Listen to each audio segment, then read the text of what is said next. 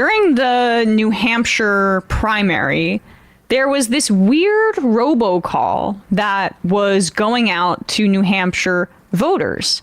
And this robocall was an AI version of Biden, not him saying it, but this AI kind of manipulation of his voice, encouraging Democratic primary voters to not vote. And I remember having a conversation with Sam about it behind the scenes, like, who benefits in this way from depressed turnout? Well, we're starting to figure out who maybe was behind that, but here is the call if people don't remember. We know the value of voting Democratic when our votes count. It's important that you save your vote for the November election. We'll need your help in electing Democrats up and down the ticket. Voting this Tuesday only enables the Republicans in their quest to elect Donald Trump again. Your vote makes a difference in November, not this Tuesday. If you would like to be removed from future calls, please press 2. Don't vote. This is Biden saying don't vote. And people were like, why would the party do that? It makes no sense. Plan to help Republicans. But can you imagine like a grandma, it's like those people that prey on older folks with scams in the mail, like send me that. I mean, there's a way. This is what AI does. Yeah, this is like the thing people are scared of. But there was still mystery about who funded this, who was behind this. But NBC has a report that is so absurd that I just couldn't believe the headline when I saw it. Let's put this up on the screen, Bradley, the NBC article, and we'll go through it a little bit. A New Orleans magician says a Democratic operative paid him to make the fake Biden robocall. And guess who is connected to it? Well, it's the Dean Phillips campaign, most likely, allegedly. So, okay. A Democratic consultant who worked for a rival presidential campaign paid a New Orleans magician to use artificial intelligence to impersonate President Joe Biden for a robocall that is now at the center of a multi-state law enforcement investigation, according to text messages, call logs, and Venmo transactions the creator shared with NBC News. Paul Carpenter said he was hired in January by Steve Kramer, who has worked on ballot access for Democratic presidential candidate Dean Phillips, to use AI software to make an imitation of Biden's voice, urging New Hampshire Democrats not to vote in the state's presidential primary. Can I just say, not having any more information, that guy should go to jail. Yeah. Like, I don't think you should be, and I know this comes up on free speech issues, and maybe the Republicans would use this precedent to do bad things again.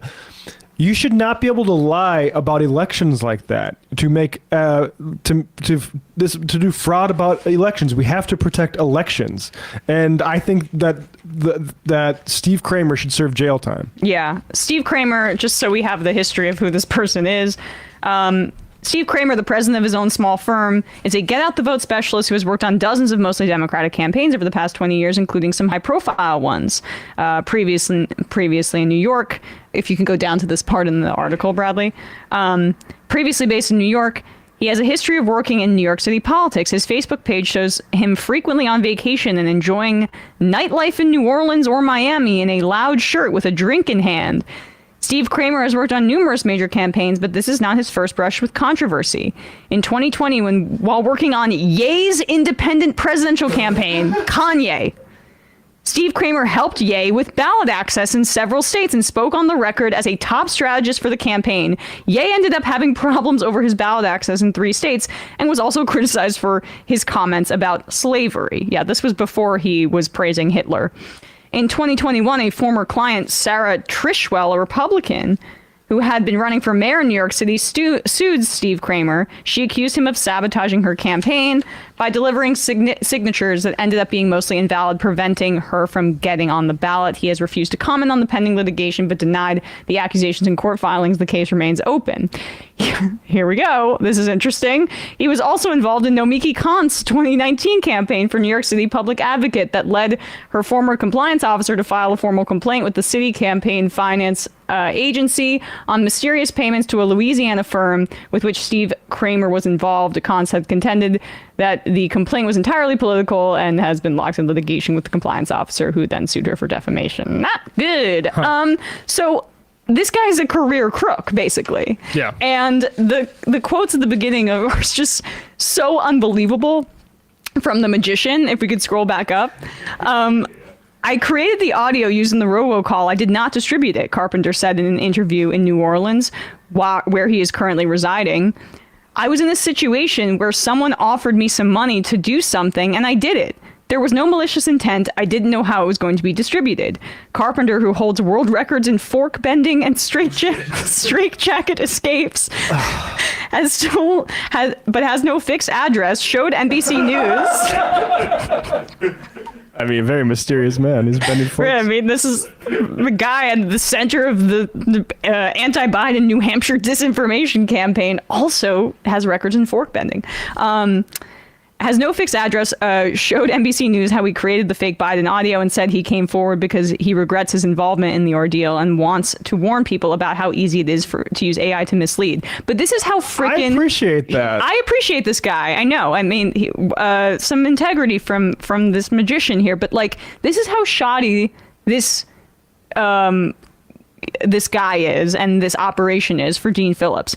Creating the fake audio took less than 20 minutes and cost only $1, he said, for which he was paid $150, according to Venmo payments from Kramer and his father, Bruce Kramer, that he shared. I know this is about politics. This is what AI, this is the profit in AI. Yeah. It is this sort of thing. It is not creating movies better than Casablanca. It's not like actually educating you. It's cheap level scams. Yeah. It's that sort of thing. It is. But so this is a funny story, especially because of the magician angle and the fork bending and the way this guy Kramer is just such a crook, clearly. But it is something to monitor, as you say, just what this level of disinformation will look like in an AI era.